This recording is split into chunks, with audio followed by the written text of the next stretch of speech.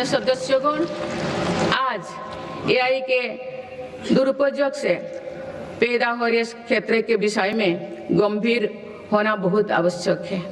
Deep fake, miss information और fake content लोकतंत्र, सामाजिक सौहार्द और जनता के विश्वास के लिए बड़ा खतरा बनते जा रहे हैं। इस गंभीर विषय पर आप सभी को मिलकर विचार करना चाहिए। माननीय सदस्यगण, भारत के युवाओं और मेरी सरकार के साझा प्रयासों से देश में खेलों का भी अभूतपूर्व विकास हो रहा है।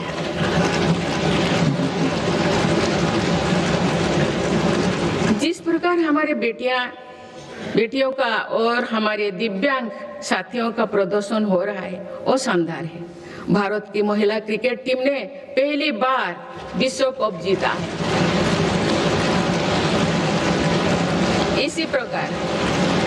इसी प्रकार ब्लाइंड वुमेन क्रिकेट टीम ने भी वर्ल्ड कप जीता। मैं अपनी बेटियों को बहुत बहुत शुभकामनाएं देती हूँ। इसी तरह आगे बढ़ते रहे। माननीय सदस्यगण, बीते दशक में भारत में खेल से जुड़े हर व्यवस्था में रिफॉर्म किए गए हैं। मेरी सरकार ने खेलो भारत नीति बनाए हैं और खेलों से जुड़े संस्थानों को पारदर्शी बनाया जा रहा है। हमारी तैयारियां और आत्मविश्वास का परिणाम है कि भारत को 2030 कॉमनवेल्थ गेम्स की मेजबानी का दायित्व दिया जा रहा है। आप सबको सहयोग करना है। मुझे विश्वास है कि देश की एक समर्थ युवा शक्ति विकसित भारत के निर्माण में निर्णायक भूमिका निभाएगी। मेरी सरकार ने देश की युवा शक्ति को राष्ट्र चिंतन से जोड़ने के लिए Viksit Bharat young leaders dialogue platform भी शुरू किया है। इस वर्ष इस मंच से करीब 50 लाख नौजवानों ने रजिस्ट्रेशन किया। अभी तक माई भारत संगठन से भी करीब 2 करोड़ युवा जुड़ चुके हैं।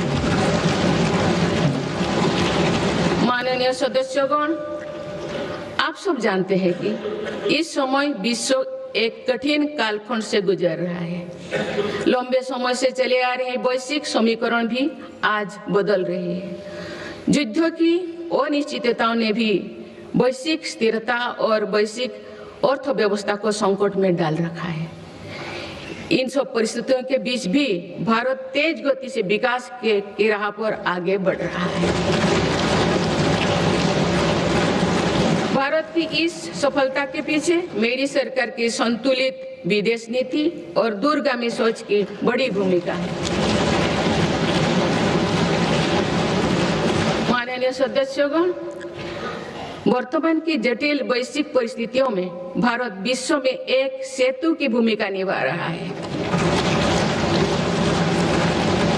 युद्धरत देश भी महत्वपूर्ण मुद्दों को लेकर भारत पर अपना भरोसा व्यक्त करते हैं। ये संतोष की बात है कि भारत ने संतुलन, निष्पक्षता और मानवीय दृष्टिकोण को प्राथमिकता दी है। इनके बाद भी इंडिया फर्स्ट के संकल्प को अटल बनाए रखा। माननीय सदस्यगण, भारत ने पूरे विश्व में ग्लोबल साउथ की आवाज को और मुखरता से तेज किया है।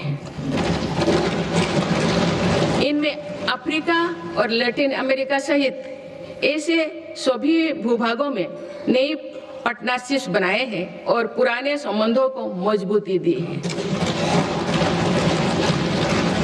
भारत ने बिम्स्टेक, G20, ब्रिक्स, एससीओ और अन्य अंतर्राष्ट्रीय मंचों पर अपनी उपस्थिति को भी लगातार मजबूत बनाया है। माननीय सदस्यगण, भारत का हमेशा ये मानना रहा है कि ग्लोबल पॉलिटिक्स और कोऑपरेशन का अंतिम ध्येय मानवता की सेवा होना चाहिए। देश ने अपने एक्शन से इसके प्रेरणादायक उदाहरण भी पेश किए हैं। Latin America, south east Asia, Pacific islands और पड़ोसी देशों में संकट के समय आगे आकर हर संभव सहायता पहुंचाई।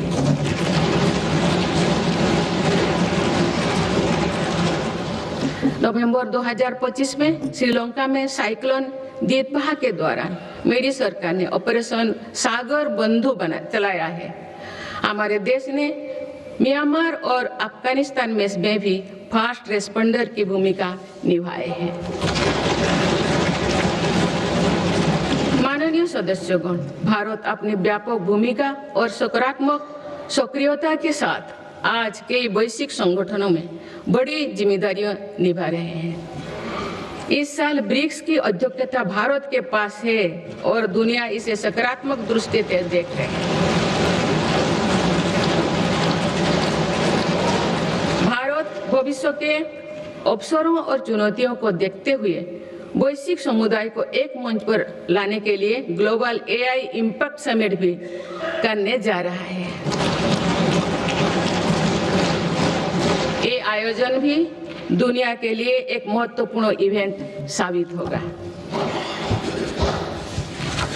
माननीय सदस्यगण, विकसित भारत के लक्ष्य तक पहुंचने के लिए जितना महत्व आधुनिक विकास को देना है, उतना ही महत्व अपने राष्ट्रीय आत्मसम्मान और सांस्कृतिक स्वाभिमान को भी देना है। सांस्कृतिक दृष्टिकोण से भारत विश्व के समृद्धतम देशों में से एक है। मेरी सरकार इस विरासत को देश की ताकत बनाने के लिए काम कर रही है। गुलामी के कालखंड में मकाले के षड्यंत्र द्वारा भारत के लोगों में हीन भावना में भरने काम किया गया था। आप आजादी के बाद पहली बार मेरी सरकार ने ही उसे तोड़ने का साहस किया है।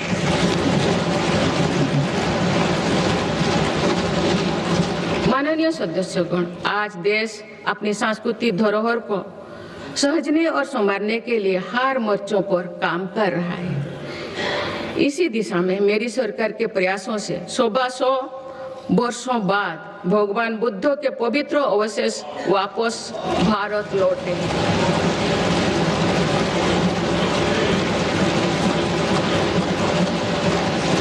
उन्हें आप सामान्य जनमानस के दर्शन के लिए समर्पित किया गया है। इस वर्ष सौराष्ट्र के सोमनाथ मंदिर के नवनिर्माण के 75 वर्ष भी पूरी होने जा रहे हैं।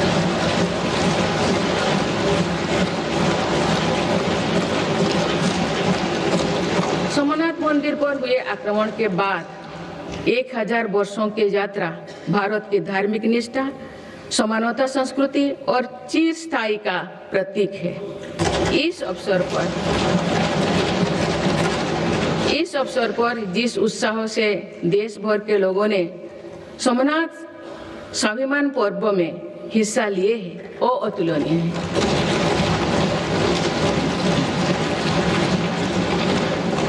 कुछ ही समय पूर्व राजेंद्र चल द्वारा गंगईकोंडा चोलापुरम की स्थापना की भी 1000 वर्ष पूरी। इस अवसर ने भी करोड़ों देशवासियों को अपनी अतीत को गर्व करने का मौका दिया गया है। माननीय सदस्यगण, हमारा भारत प्राचीन ज्ञान विज्ञान का केंद्र रहा है। ये ज्ञान विज्ञान प्राचीन पांडुलिपियों के रूप में हजारों वर्षों से पीढ़ी दर पीढ़ी सुरक्षित होता आया, परंतु विदेशी आक्रमणों और आजादी के बाद की उपेक्षा के कारण इस संपदा को बड़ा नुकसान हुआ है। आप मेरी सरकार इस ज्ञान भंडार का संरक्षण करने जा रहे हैं।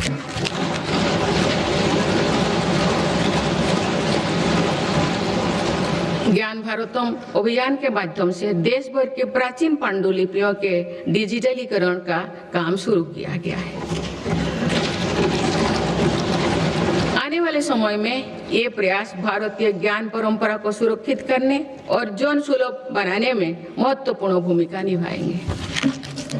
माननीय सदस्यगण, मेरी सरकार देश की आदिवासी विरासत को संरक्षित करने के लिए आदिवासी म्यूजियम भी बनवा रहे हैं। इसी क्रम में हाल ही में छत्तीसगढ़ में शहीद वीर नारायण सिंह आदिवासी स्वतंत्रता संग्राम सेनानी संग्रहालय को लोकार्पित किया गया है।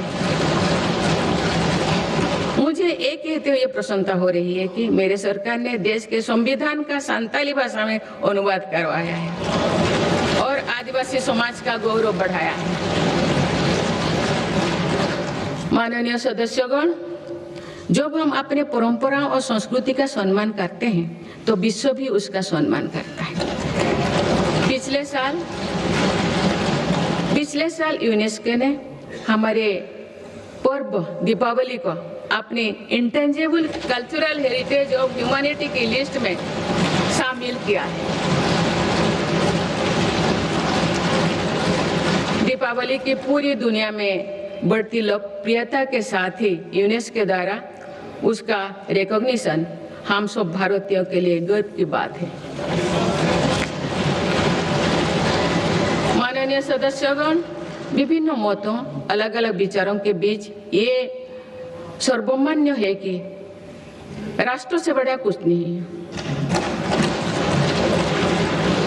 पूज्य महात्मा गांधी, नेहरू जी, बाबा साहेब, सरदार पटेल, जेपी जी, लोहिया जी, पंडित दीनदयाल उपाध्याय, अटल जी सभी इसी विचार के रहे हैं कि लोकतंत्र में विषय पर भेदभाव होना स्वाभाविक है, लेकिन कुछ विषय मतभेदों से परे होना चाहिए।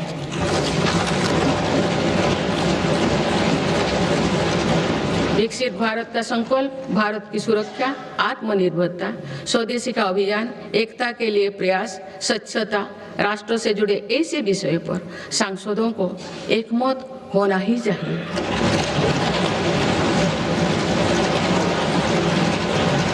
हमारे संविधान की भावना भी यही है। इसीलिए मेरा आज आप सभी से आग्रह है कि हर सांसद राष्ट्रहित के विषय पर एकमत होकर देश की प्रगति का हिस्सा बनकर चर्चा करें, देश की प्रगति में नई ऊर्जा भरे। माननीय संसदगण, आज सभी देशवासी देख रहे हैं कि भारत अपने भविष्य के एक महत्वपूर्ण पड़ाव पर है। आज जो निर्णय लिए जा रहे हैं इसका प्रभाव आने वाले वर्षों में दिखाई देगा। विकसित भारत का लक्ष्य भी किसी एक सरकार या एक पीढ़ी तक सीमित नहीं है, ये एक सतत यात्रा है। इस यात्रा में हम सभी के प्रयास, अनुशासन और निरंतरता का महत्व है। आने वाले समय में देश की प्रगति हमारी सामूहिक संकल्पों से ही होगा।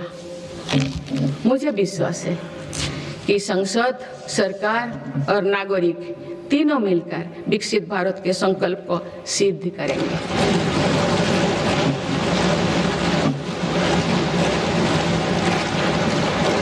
हम भारतवासी राष्ट्रहित को सर्वोपरि रखते हुए संवैधानिक मूल्यों के साथ आगे बढ़ेंगे। सभी देशवासी अपने कर्तव्यों का निर्वहन राष्ट्रहित, राष्ट्र कल्याण में करेंगे। इसी विश्वास के साथ मैं सभी सांसदों को एक सफल और सार्थक सत्र के लिए बहुत बहुत शुभकामनाएं देती हूँ। धन्यवाद। जय हिंद, जय भारत।